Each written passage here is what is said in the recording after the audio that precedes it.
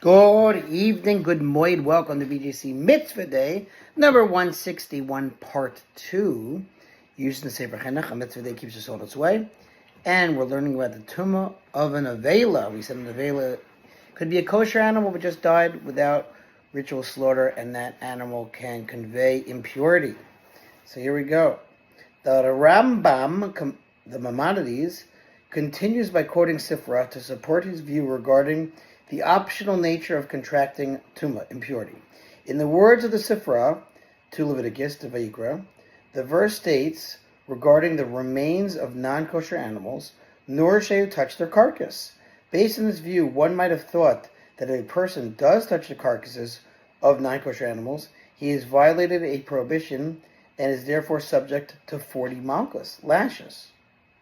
To counter such a notion, the Torah states further, quote, you are to become tameh through the following. Again, tameh means impure, and proceeds to speak of such carcasses. Now, based on this latter verse, one might have thought that if a person sees a Neveilah, and again, the Neveilah is the animal that died without ritual slaughter, he is obligated to go and come in contact with it so as to become tameh through it. To counter such an interpretation, the Torah therefore states in the earlier quoted verse, nor shall you touch their carcass. How is this? How do we resolve the two seemingly contradictory implications of these verses? One must say that the matter of becoming impure is optional. If one wishes, he may become tameh, and if he wishes, he may refrain from becoming tameh.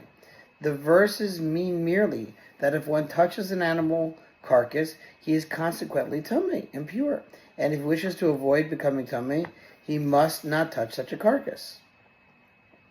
Having proven from Sifra that one is permitted to contract Tumah, and that the subject of the current mitzvah can thus not be a requirement to avoid such Tumah, the Rambam discusses further what actually is the subject of this mitzvah. The mitzvah then, with regard to each source of Tumah, is simply that which has been stated to us regarding each of these items in its framework of laws. Namely, that one who comes in contact with a particular source of Tumah in a particular matter becomes tameh and will remain tameh until he purifies himself. And while he is in this state of Tumah, he will be obligated to observe the laws that those who are tameh are required to observe. For example, to go out of the camp of the Shekhinah is the divine presence, that's going to be mitzvah 362, and not to eat sanctified food, nor come in contact with such food, rendering it tameh. That's mitzvah 167 as well. And other obligations aside from these as well. This then is the mitzvah.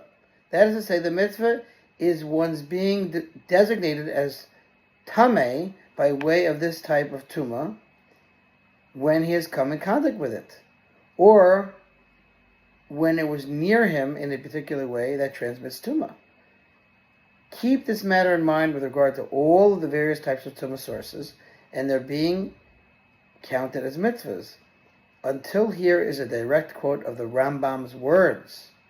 The Chinuch expresses his reservations regarding the appropriateness of counting such designations of tumah as mitzvahs, and we will have to continue with that, God willing, tomorrow. Thanks for listening.